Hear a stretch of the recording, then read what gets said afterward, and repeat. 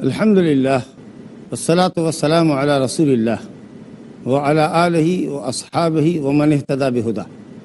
اما بعد فقد قال النبی صلی اللہ علیہ وسلم اخوف ما اخاف علیکم الشرک الاصغر فسئل عنہ فقال الریاء۔ حاضرین، باب الخوف من الشرک جو کتاب التوحید کا تیسرا باب ہے، اس میں مصنف علیہ الرحمہ نے یہ حدیث ذکر کی ہے جو ابھی آپ کے سامنے پڑھی گئی۔ حدیث کے راوی محمود بن لبید ہے اور حدیث مسند احمد اور طبرانی کی، کیونکہ مولوی رحمۃ اللہ علیہ نے کتاب کا حوالہ یہاں ذکر نہیں کیا، لیکن شراح نے جنہوں نے کتاب کی شرح کی ہے انہوں نے اس بات کو واضح کیا۔ محمود بن لبید غالباً سن 96 ہجری میں یا 97 ہجری میں 99 سال کے ہو کر مرے، تو اس طریقہ سے نبی صلی اللہ علیہ وسلم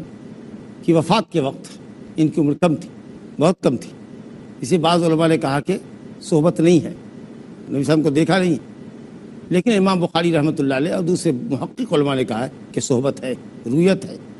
اور ماشاءاللہ سما بھی۔ ویسے اکثر حدیث محمود روایت بیان کرتے ہیں کسی بڑے صحابی سے،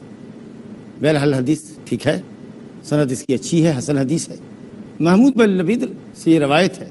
کہتے ہیں کہ رسول اللہ صلی اللہ علیہ وسلم نے فرمایا، پوری حدیث ہے، ان اخوف ما اخاف علیکم الشرک الاصغر قالوا وما الشرك الاصغر یا رسول اللہ قال الریاء یقول اللہ تعالی یوم القیامہ یوم یجازی عبادہ اذهبوا الى الذین کنتم تراؤون فی الدنیا فانظروا هل تجدون عندهم جزاء او کما قال صلی اللہ علیہ وسلم۔ آپ صلی اللہ علیہ وسلم صحابہ کرام سے خطاب فرما رہے ہیں کہ مجھے تم لوگوں پر، صحابہ کرام کی جماعت، غور کیجیے ان کے مقام اور مرتبے کو، ان کے علم اور ایمان کی قوت کو اپنے سامنے رکھی اور نبی صلی اللہ علیہ وسلم کے فرمان کو سامنے رکھی۔ صحابہ کی جماعت سے خطاب کر رہے ہیں کہ مجھے تم پر سب سے زیادہ جس چیز کا خوف ہے وہ شرک اصغر کا خوف ہے، یعنی تم شرک اصغر میں مبتلا ہو جاؤ گے، اس بات کا مجھے ڈر، اندیشہ ہے۔ تو جب یہ شرک اصغر سنا، شرک تو شرک ہے اور اصغر بھی ہے تو کسی بھی بڑے گناہ سے بڑا ہے۔ اللہ اکبر، شرک کے علاوہ کوئی بھی گناہ کتنا ہی بڑا ہو، شرک اصغر ہو کر کے بھی شرک اصغر اس بڑے گناہ سے بڑا ہوتا ہے۔ اور سلف صالحین شرک اصغر پر رد کرنے کے لیے انہی آیتوں کو پڑھتے تھے، انہی آیتوں کی تلاوت کرتے تھے جو شرک کی مذمت میں آئی ہے، شرک اکبر کی مذمت میں۔ اس سے شرک اصغر کی سنگینی کو سمجھی تو صحابہ نے کہا یا رسول اللہ وما الشرک الاصغر یا رسول اللہ، یہ اللہ کے رسول شرک اصغر چھوٹا شرک کیا ہے؟ تو فرمایا کہ ریاکاری، دکھاوا، نام و نمود، شہرت کی بھوک، عہدے اور اقتدار کی بھوک، اسی سودے نے بندے کو کیا اللہ سے غافل کہ ہو نام و نشان کیوں کر، بڑائی ہو تو کیوں کر، الا من رحم اللہ، مگر جس پر اللہ رحم کرے۔ اسی دھن میں لوگ ہیں کہ بڑائی کیسے ہو، نام کیسے ہو، شہرت کیسے پائے، والعیاذ باللہ والعیاذ باللہ۔ کوئی بھی کام کرو صرف اللہ کی رضا اور خوش ندی کی،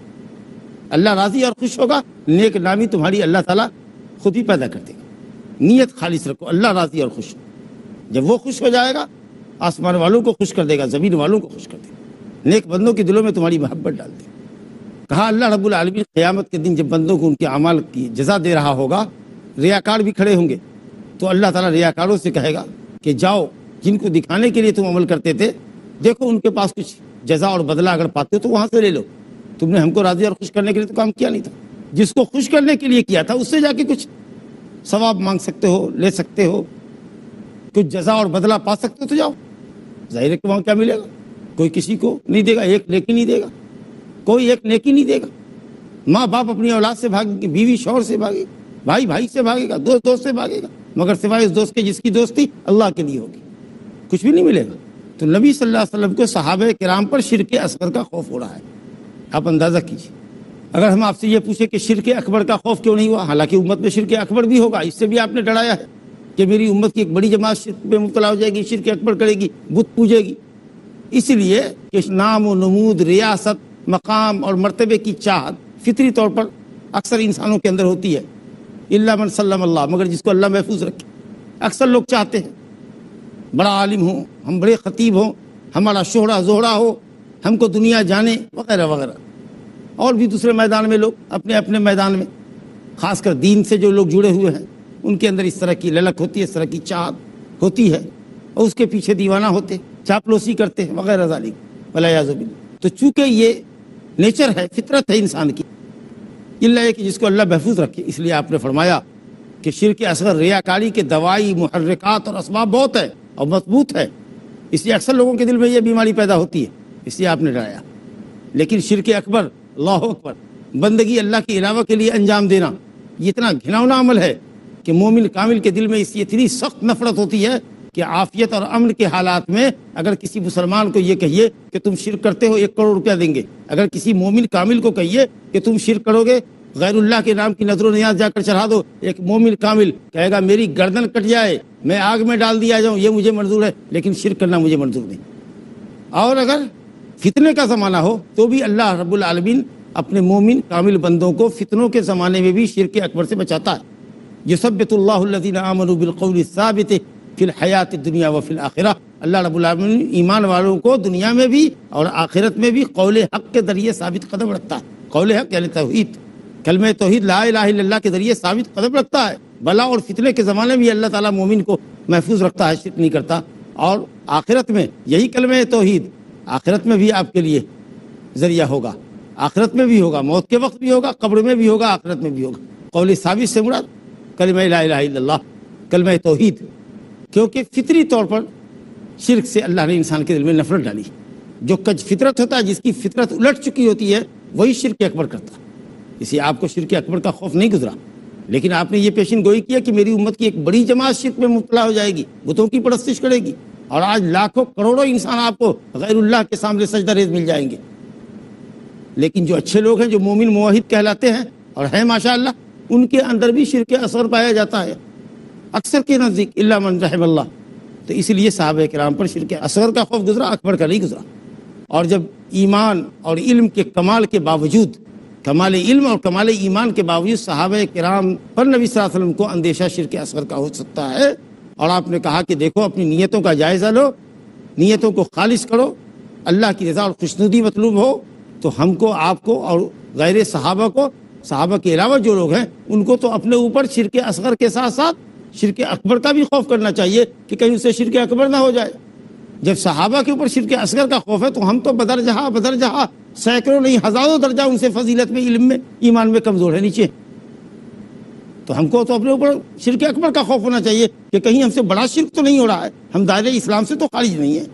ولیعذ باللہ۔ تو یہ بہت اہم چیز تھی جس کا آپ نے ذکر فرمایا، اور اس سے نبی صلی اللہ علیہ وسلم کی کمال شفقت اور محبت کا اندازہ کیجیے کہ آپ صلی اللہ علیہ وسلم کو اپنی امت سے کتنی شفقت اور کتنی محبت تھی کہ آپ نے ان کو ہر خیر کی طرف ان کی رہنمائی فرمائی، اور ہر شر سے بچنے کی آپ نے سخت الفاظ میں ان کی تنبیہ فرمائی۔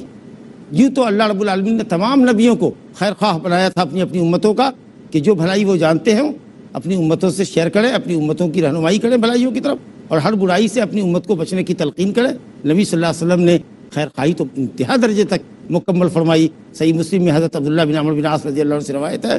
نبی صاحب نے فرمایا ما بعث اللہ من نبی الا کان حقا علیہ ان يدل امتہ علی خیر ما یعلمہ لہم وان یحذرہم من شر ما یعلمہ لہم۔ اللہ تعالیٰ نے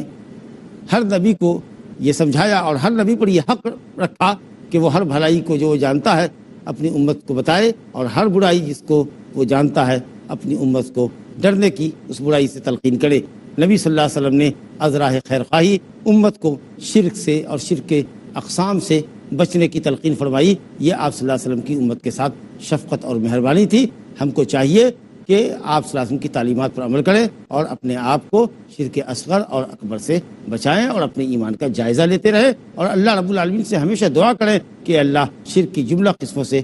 ہمیں بچا کر رکھے۔ دوسری حدیث جو اس باب میں باب الخوف من الشرک میں صاحب کتاب نے ذکر کی ہے، وہ صحیح بخاری کے حوالے سے حضرت عبداللہ بن مسعود رضی اللہ عنہ سے مروی حدیث ہے۔ حضرت عبداللہ بن مسعود رضی اللہ عنہ فرماتے ہیں کہ رسول اللہ صلی اللہ علیہ وسلم نے فرمایا من مات وهو يدعو للہ ندا دخل النار۔ صحیح بخاری کی روایت۔ ابن مسعود جلیل القدر صحابی فرماتے ہیں کہ رسول اللہ صلی اللہ علیہ وسلم نے فرمایا من مات وهو يدعو للہ ندا، ترجمہ یہ ہے کہ جو شخص اس حال میں مرا کہ وہ اللہ کے ساتھ ند پکارتا تھا، اللہ کے ساتھ ند پکارتا تھا، دخل النار، تو وہ جہنمی ہوگا، وہ جہنم میں داخل ہوگا۔ ند کا کیا معنی ہے؟ جس کی جمع انداد آتی ہے، فلا تجعلوا للہ اندادا وانتم تعلمون، اللہ کے لیے انداد نہ بناؤ، یہ انداد ند کی جمع ہے۔ کہتے فلان ند فلان، فلاں فلاں کا ند ہے، یعنی مثلہ و شبہ، فلاں فلاں کے مثل ہے، فلاں فلاں کے مشابہ۔ انشاءاللہ گفتگو ایک مختصر وقفے کے بعد پھر جاری رہے گی۔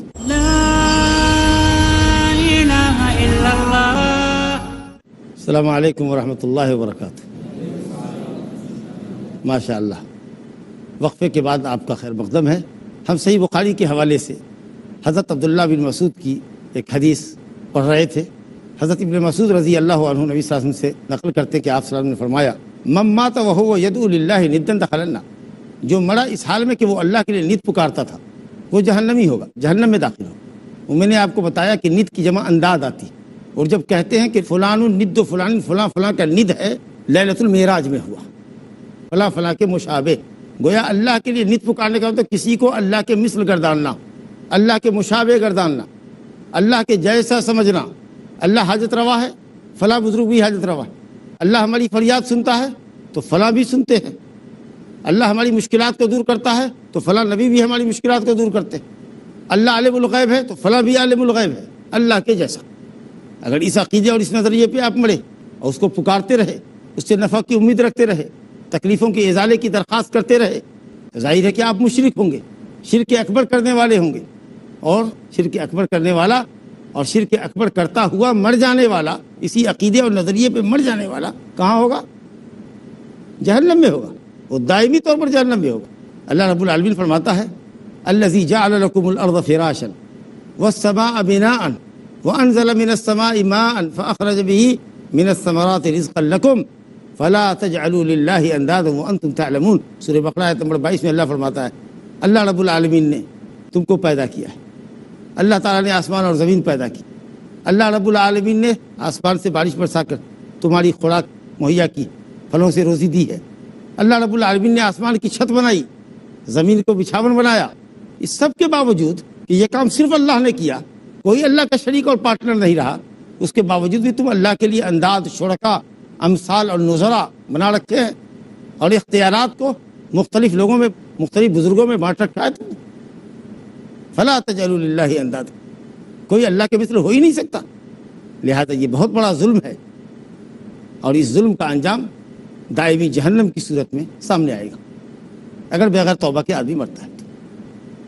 کوئی ند کیسے ہو سکتا ہے؟ کوئی بھی انسان مجبور ہے،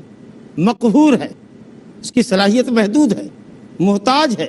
بے نیاز، ساری مخلوق سے بے نیاز صرف اللہ کی ذات ہے۔ رب العالمین فرماتا ہے کوئی کیسے اس کا شریک ہو سکتا ہے، اس کے برابر کوئی کیسے ہو سکتا ہے؟ وَلَمْ يَكُنْ لَهُ كُفُوًا أَحَدٌ، سورہ اخلاص آخری آیت میں اللہ فرماتا ہے وَلَمْ يَكُنْ لَهُ كُفُوًا أَحَدٌ، کوئی اس کا ہمسر ہو ہی نہیں سکتا۔ یا ایھا الناس انتم الفقراء الى اللہ واللہ هو الغنی الحمید، اللہ رب العالمین سورہ فاطر آیت نمبر 15 میں فرماتا ہے تم تمام کے تمام اللہ کے محتاج ہو، اور اللہ ایک اکیلا بے نیاز ہے، قابل تعریف۔ اللہ تعالیٰ سورہ مومنون آیت نمبر 91-92 میں فرماتا ہے مَتَّخَذَ اللَّهُ مِن وَلَدٍ وَمَا كَانَ مَعَهُ مِنْ إِلَٰهٍ إِذًا لَذَهَبَ كُلُّ إِلَٰهٍ بِمَا خَلَقَ وَلَعَلَا بَعْضُهُ عَلَىٰ بَعْضٍ سُبْحَانَ اللَّهِ عَمَّا يَصِفُونَ عَالِمِ الْغَيْبِ وَالشَّهَادَةِ فَتَعَالَىٰ عَمَّا يُشْرِكُونَ۔ اللہ کے پاس اولاد نہیں، اللہ نے کسی کو اولاد نہیں بنائی کہ تم اس اولاد کو باپ بیٹے کے مشابہ ہوتا ہے، تو اللہ کو اولاد نہیں ہے کہ تم اس کو اللہ کے مشابہ کر دو۔ اس لیے اللہ نے اولاد کی نفی کی، کیونکہ اولاد اپنے باپ کے مشابہ ہوتی ہے۔ اللہ نے اولاد کی نفی کی، کہا اس کے ساتھ کوئی دوسرا معبود بھی نہیں ہے۔ اگر کوئی دوسرا معبود ہوتا، کوئی دوسرا کریٹر ہوتا، کوئی دوسرا خالق بھی ہوتا، تو ہر خالق، ہر معبود اپنی اپنی مخلوق کو لے کر الگ ہو جاتا اور ایک دوسرے پر بلند ہونے کی کوشش کرتا۔ تم اللہ رب العالمین کو جن صفتوں سے متصف کرتے ہو، گندی صفتوں سے اولاد ثابت کرتے ہو، اللہ کے لیے شریک، پارٹنر، ہمسر، ند، شبیہ، مثل شمار کرتے ہو اللہ کے لیے، یہ سب کا سب باطل نظریہ ہے، یہ سب باطل اوصاف ہے جس سے اللہ تعالیٰ پاک اور صاف۔ وہ عالم الغیب والشہادہ، تم جن صفتوں سے اس کو متصف کرتے ہو اور جو تم اس کے ساتھ شرک کرتے ہو، تمام طرح کے شرک سے اور تمام طرح کے نقائص سے اللہ رب العالمین منزہ اور مقدس۔ شیخ الاسلام ابن تیمیہ رحمۃ اللہ علیہ فرماتے ہیں کہ اللہ کے لیے ند بنانا دو طرح سے ہے، ایک ند بنانا اکبر طریقہ ہے، ایک اصغر۔ اکبر والے شرک اکبر کی عبادت اس ند کے لیے کر رہے ہیں تو اس کا دائمی ٹھکانہ تو جہنم، دخل النار۔ اور ایک ند اصغر ہے، یعنی ریاکاری، معمولی درجے کی ریاکاری، نماز پڑھ رہے اللہ کے لیے، لیکن اس میں خواہش یہ کہ لمبی نماز پڑھے، اطمینان سے رکوع سجدہ کرے، خوب اچھی عمدہ قرات کرے تاکہ کوئی سن رہا ہے، دیکھ رہا ہے ہماری طرف تو ذرا سا تکلف کر رہے ہیں نماز کے اندر، کوئی دیکھے کہ یہ آدمی بہت مزین کر کے بہت بنا سوار کے نماز پڑھ رہے ہیں اللہ کے لیے، لیکن دل میں یہ بھی ہے کہ کوئی دیکھ رہا ہے وہ ہماری تعریف کرے۔ تو اسی طریقے سے نیت بنانا ہے کہ اگر کوئی یہ کہے کہ اللہ چاہے اور آپ چاہے، یہ عام طریقے سے لوگ بولتے ہیں، یہ بھی نیت بنانا ہے۔ مسند احمد میں، نسائی میں، ابن ماجہ میں اور دیگر کتب احادیث میں مروی ہے کہ ایک شخص آیا اور اس نے کہا یا رسول اللہ، حضرت عبداللہ بن عباس اس کے راوی ہیں، ما شاء اللہ و شئت، اے نبی جو اللہ چاہے اور آپ چاہے، جو اللہ چاہے اور آپ چاہے، صرف آپ چاہے نہیں کہا اللہ چاہے اور آپ چاہے، یہ اور کا لفظ شراکت کو بتا رہا ہے۔ نبی آخر الزمان سید الاولین والآخرین، امام الانبیاء کو کہہ رہا ہے جو اللہ چاہے اور آپ چاہیے۔ نظریہ لوگوں کا یہ ہو گیا ہے بہت لوگوں کا کہ جو نبی صلی اللہ علیہ وسلم چاہیں، جو فلاں بزرگ چاہے وہی ہوگا۔ یہاں یہ کہہ رہا ہے کہ اللہ چاہے اور آپ چاہے، تو آپ نے کہا جعلتنی للہ ندًا، کیا تم نے مجھ کو اللہ کا ند بنا دیا، اللہ کا شریک بنا دیا، اللہ کے مثل بنا دیا؟ بل ما شاء اللہ وحدہ، بلکہ وہی ہوگا جو صرف اللہ چاہے گا۔ ظاہر ہے کہ اگر ند اکبر کا نظریہ ہے آپ کے پاس تو دائمی جہنمی آدمی، اور ند اصغر ہے تو پھر یہ بھی سنگین ہے اور آپ کے ایمان کے لیے بہت بڑا ناقص ہے۔ ایمان واجب جس پر جنت کا داخلہ موقوف ہے وہ ڈیمیج ہے اگر آپ کی زندگی میں شرک ہے اور چھوٹے چھوٹے اعمال ہیں۔ اور اسی طریقے سے اس باب کے اندر آخری حدیث صحیح مسلم کے حوالے سے صاحب کتاب نے حضرت جابر بن عبداللہ انصاری رضی اللہ عنہ کی حدیث ذکر کی ہے۔ حضرت جابر بزرگ صحابی ہیں، مشہور صحابی ہیں، اور کثرت سے حدیث کی روایت کرنے کا شرف ان کو حاصل ہے۔ یہ بھی صحابی، ان کے والد حضرت عبداللہ بن عمر بن حرام یہ بھی صحابی، جنگ احد میں شہید ہوئے اور ان کے جسم کا مسلح بنایا گیا، ٹکڑے ٹکڑے کیا گیا۔ اللہ اکبر، دونوں باپ بیٹے کے بڑے مناقب مشہور ہیں۔ حضرت جابر کی بھی اوپر اللہ تعالیٰ نے بڑی لمبی کی اور 70 کی دہائی کے بعد ان کا انتقال ہوا ہے۔ حضرت جابر بن عبداللہ رضی اللہ عنہ کا ذکر نبی صلی اللہ علیہ وسلم نے فرمایا من لقی اللہ لا یشرک بہ شیئا دخل الجنہ، بہت واضح کنسپٹ، جو کوئی اللہ سے ملے اس حال میں کہ اس نے اللہ کے ساتھ کسی کو شریک نہیں کیا تھا تو جنت میں جائے، اور جو کوئی اللہ سے اس حال میں ملاقات کرے کہ اس نے اللہ کے ساتھ کسی کو شریک کیا تھا، ومن لقیہ یشرک بہ شیئا دخل النار، شرک کرتا ہوا بڑا تو جہنم میں جائے گا۔ شرک نہ کرنے والا جنتی ہے، شرک کرنے والا اور شرک پر مرنے والا جہنمی۔ شرک جیسا کہ آپ جانتے ہیں شرک اکبر کر کے مرا ہے تو دائمی جہنمی، شرک اصغر کر کے مرا ہے یا گناہوں پر اصرار کر کے مرا ہے تو پھر وہ معاملہ اللہ کی مشیت کے تحت۔ لیکن شرک اکبر اصغر سے پاک ہے، کبھی کبھار گناہ کبائر ہو گئے ہیں، اللہ کی مشیت کہتے تھے، جیسا کہ آپ عقیدہ اہل سنت والجماعت ہمارے درس میں سن چکے۔ تو جس نے اللہ سے ملاقات کی طرح حالے کہ وہ شرک کرتا تھا جہنمی ہوگا، مشرک کا ٹھکانہ جہنم۔ اور جو اللہ کے ساتھ کسی کو شریک نہیں کرتا تھا، شریک نہیں کرنے کا مطلب اللہ کی توحید پہ تھا، صرف یہ کوئی کہے کہ میں شرک نہیں کرتا مگر توحید بھی نہیں کرتا، عبادت اللہ کے لیے خالص انجام نہیں دیتا، کہتا ہے صرف شرک نہیں کرتا، بات نہیں چلے گی۔ کوئی کہے اچھا میں اللہ کی بندگی کرتا ہوں، شرک بھی نہیں کرتا لیکن رسول کی رسالت کو نہیں مانتا ہوں، چلے گا؟ نہیں چلے گا۔ شرک نہیں کرتا ہوا مرا، اس کا مطلب یہ ہے کہ توحید کے تقاضے پورا کرتا ہوا مرا، رسول اللہ کی شریعت کی پیروی کرتا ہوا مرا، یہ مطلب ہوا۔ تو ایمان اور توحید پہ مرے گا جنتی ہوگا، گناہوں پر اصرار کیے بغیر مرا ہوگا جنتی ہوگا، گناہوں پر اصرار کر کے مرا ہوگا، شرک کے علاوہ گناہوں پر اللہ کی مشیت کے تحت چاہے تو بخش دے چاہے تو معاف۔ لیکن اگر شرک کر کے مرا ہے اور شرک اکبر ہے اس کی زندگی میں تو دائمی ٹھکانہ اس کا جہنم ہے، دخل النار، اور دائمی جہنمی ہے۔ اللہ تعالیٰ نے فرمایا انہ من یشرک باللہ فقد حرم اللہ علیہ الجنۃ ومأواہ النار وما للظالمین من انصار، جو شرک کرے گا انہ من یشرک باللہ فقد حرم اللہ علیہ الجنہ، اللہ نے اپنی جنت اسے حرام کر دی۔ مشرک پر اللہ کی جنت حرام، اگر شرک اکبر اس کی زندگی میں ہے تو جنت حرام، ومأواہ النار، اس کا دائمی ٹھکانہ جہنم، وما للظالمین من انصار، اور ظالموں کا کوئی مددگار نہیں ہے، مشرکوں کا کوئی مددگار نہیں ہے، مشرکوں کے حق میں کسی کی سفارش نہیں۔ سورہ مائدہ آیت نمبر 72 میں اللہ نے فرمایا کہ مشرک کے لیے اللہ نے اپنی جنت کو حرام کیا ہے، اس کا دائمی ٹھکانہ جہنم ہے۔ اب یہ مشرک جہنمی ہے، یہ علی العموم ہے، جو بھی مشرک ہوگا وہ جہنمی ہوگا، چاہے وہ مشرک کتابی ہو یعنی یہودی اور نصرانی ہو، جو اسلام پانے کے بعد اسلام قبول کیے بغیر مر رہا ہے، شرک پہ مر رہا ہے، نبی صلی اللہ علیہ وسلم کی رسالت کو تسلیم کیے بغیر مر رہا ہے، یا غیر کتابی ہو، بت پرست ہو، یا خواہ اپنے آپ کو مسلمان کہنے والے لوگ ہوں، جو مسلمان اپنے کو کہہ رہے ہیں، اسلام سے اپنی نسبت رکھ رہے ہیں لیکن شرک کر رہے ہیں، بڑا شرک کر رہے ہیں، عبادات اللہ کے علاوہ کے لیے انجام دے رہے ہیں، کچھ اللہ کے لیے بھی دے رہے ہیں، کچھ غیر اللہ کے لیے بھی انجام دے رہے ہیں۔ یا کوئی اسلام سے عناد اور بغض رکھتا ہو، کسے باشد کوئی بھی ہو، جو کوئی بھی مشرک ہوگا مشرک ناتے، اس میں فرق نہیں کر سکتے ہم کہ بت کا پوجنے والا جہنم میں جائے گا لیکن قبر کا پوجنے والا جنتی ہوگا، نہیں، جو بھی اللہ کے علاوہ کو پوجے گا، پرستش کرے گا، وہ کوئی بھی ہو، کسی بھی ملت کا ہو، کسی بھی دین دھرم کا ماننے والا ہو، آسمانی سابقہ آسمانی دھرم کا ماننے والا ہو جو کینسل ہو چکا ہے، منسوخ ہو چکا ہے، یا بت پرست ہو، یا کسی بھی ملت کا ماننے والا ہو، کسی بھی رنگ و نسل کا ہو، اللہ اکبر، من لقی اللہ لا یشرک بہ شیئا دخل الجنہ ومن لقیہ یشرک بہ شیئا دخل النار، جو اللہ سے ملاقات کرے گا اس حال میں کہ وہ مشرک تھا، شرک کرتا ہوا بڑا، تو وہ جہنم میں ہوگا۔ انہ من یشرک باللہ فقد حرم اللہ علیہ الجنہ، اللہ نے اس پر اپنی جنت کو حرام کیا ہے، چاہے وہ انادن کفر کرے، چاہے وہ اسلام کی طرف آتے ہوئے کفر کرے، اور کفر کو محبت،